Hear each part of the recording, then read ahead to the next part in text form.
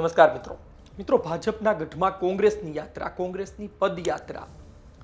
શું ભારતીય જનતા પાર્ટી સામે કોંગ્રેસના યુવાનો બહાર આવી રહ્યા છે, એક થઈ રહ્યા છે, પરંતુ પરિણામ લાવી શકશે? શક્તિસિંહ ગોહિલનો રાજ્યસભા કાર્યકાળ પૂર્ણ થવા તરફ ભાવનગરમાં શું કાઠું કાઢી શકશે? ભાવનગર ભારતીય જનતા પાર્ટીના દિગ્ગજ નેતાએ પછી જીતુ વાઘાણી હોય કે પછી પરસોત્તમભાઈ સોલંકી હોય, તેમની માટે પડકાર શું છે? તો બસ આ જ પ્રકારની ગુજરાતના રાજકારણની અંદરની માહિતી જાણવા માટે યુટ્યુબ ચેનલ સબસ્ક્રાઇબ કરો, અમારા ફેસબુક અને ઇન્સ્ટાગ્રામ પેજને ફોલો કરો. વિસ્તારથી વાત કરું તો ઉમરાળાથી ભાવનગર વચ્ચેની પદયાત્રા, 70 કિલોમીટરની પદયાત્રા. તમને આશ્ચર્ય થશે કે પ્રાથમિક મુદ્દા માટે 70 કિલોમીટર ચાલીને જવું પડી રહ્યું છે.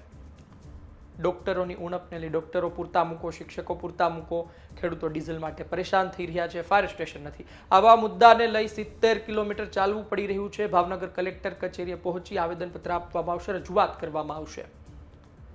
વાત એ છે કે આ બધું કર્યા બાદ આપણે શું સમજી શકીએ?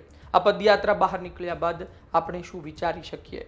શું ભાવનગરમાં કોંગ્રેસ આ મેસેજ આપી રહી છે? શક્તિસિંહ ગોહિલે હજુ હમણાં જ એક કાર્યક્રમ કર્યો, કોંગ્રેસના ભાવનગરના કાર્યકર્તાઓનો, નેતાઓનો આભાર માન્યો, અને આ વચ્ચે આ પહેલી પદયાત્રા છે. ઉમરાળા તાલુકા કોંગ્રેસ પ્રમુખ શક્તિસિંહ ગોહિલ, તેમનું નામ પણ શક્તિસિંહ ગોહિલ છે, તેઓ આ પદયાત્રા લઈને નીકળ્યા છે. મોઇન મુલતાણી કરીને તેમની સાથે અન્ય યુવા આગેવાન છે અને બીજા યુવા આગેવાનો એક પછી એક ગામડેથી જોડાઈ રહ્યા છે. તમે જુઓ કે ભાવનગરમાં કોંગ્રેસની પરિસ્થિતિ ખરાબ છે, એ કોંગ્રેસે પણ સ્વીકારવું પડે. ભાવનગરમાં ભાજપ મજબૂત છે. તમે જુઓ કે 2017માં તળાજા હોય, ગઢડા હોય, ત્યાં કોંગ્રેસ પરિણામ લાવી શકી હતી, પરંતુ 2022માં શું થયું? 2022માં પરિણામ નથી મળ્યું. બીજી વાત એ છે કે હજુ હમણાં જ તે સ્થાનિક સ્વરાજ્યની ચૂંટણી ગઈ, તેમાં વલભીપુર તાલુકા પંચાયતમાં અપક્ષ પરિણામ લઈને આવે છે. 16માંથી 10 બેઠક અપક્ષ લાવે છે. બ્રિજરાજસિંહ ગંભીરસિંહ ગોહિલ કરીને એક આગેવાન છે, આમ તો ભારતીય જનતા પાર્ટી સાથે જ જોડાયેલા, પરંતુ અપક્ષ બોડી ઉતારે છે અને પરિણામ લાવીને બતાવે છે.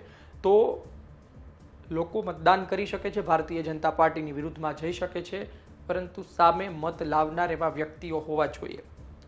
ગઢડા એટલે ઉમરાળા છે એ ગઢડા વિધાનસભામાં આવે છે. ગઢડા વિધાનસભામાં આજે ભારતીય જનતા પાર્ટીનું શાસન છે, તેના ધારાસભ્યની સામે ભાજપના જ નેતાઓ પડેલા છે, અને આ ગઢડા વિધાનસભાની માં ઉમરાળા તાલુકા સાથે વલભીપુર પણ આવે. આપણે ગઢડા વિધાનસભામાં આવે, પરંતુ એ અંતે ભાવનગર જિલ્લામાં લાગુ પડે છે, એટલે ભાવનગરમાં પણ તેની અસર થાય. ભાવનગરમાં પરસોત્તમભાઈ સોલંકી હોય, જીતુભાઈ વાઘાણી હોય, ભાજપથી દિગ્ગજ નેતાઓ આવે છે, પરંતુ શું તેઓ આવનાર દિવસમાં એ પડકારનો સામનો કરી શકશે? કારણ કે ખેડૂતોના ડીઝલના મુદ્દા હોય, બેરોજગારી હોય, મોંઘવારી હોય, આ તમામ મુદ્દાને લઈ એક પછી કાર્યક્રમ આપવામાં આવી રહ્યા છે.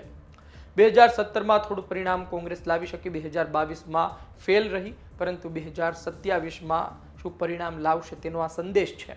તમે જુઓ કે પરિણામ આવે કે ન આવે, પરંતુ આ પ્રકારે યુવાનો 45 ડિગ્રી ટેમ્પરેચરમાં યાત્રા કરે, 70 કિલોમીટર ચાલીને જાય, તો એક માહોલ જરૂર બને, અને આ માહોલ આવનાર દિવસમાં મોટી આગ પકડી શકે છે. ચિંગારી મોટી એક આગ પકડી શકે છે. જોઈએ વધુ શું થાય છે. આપનું શું માનવું છે? કોમેન્ટ બોક્સમાં આપ જરૂરથી લખજો. શું ભાવનગરમાં કોંગ્રેસ ખતમ થઈ ચૂકી છે કે હજુ પણ આશાના કિરણો છે? યુવાનો જે બહાર આવી રહ્યા છે, એ યુવાનોને સફળતા મળશે કે નહીં? એ યુવાનો કેટલું પરિણામ લાવી શકે છે? ભાવનગરમાં ભારતીય જનતા પાર્ટી આટલી મજબૂત કેમ છે? એક સમયે કોંગ્રેસ પણ મજબૂત હતી, કેમ આટલી ખરાબ પરિસ્થિતિ કોંગ્રેસની થઈ ચૂકી છે? આ વચ્ચે આમ આદમી પાર્ટી પણ છે, ત્રીજો પક્ષ પણ છે. 2027માં શું થઈ શકે છે? શું એન્ટી ઇન્કમ્બન્સી એટલી છે કે હજુ પણ કોંગ્રેસ જીતી શકે છે, પરંતુ સારા નેતા, સારું મેનેજમેન્ટ જરૂરી છે? આપનો અભિપ્રાય કોમેન્ટ બોક્સમાં લખજો મિત્રો. ધન્યવાદ.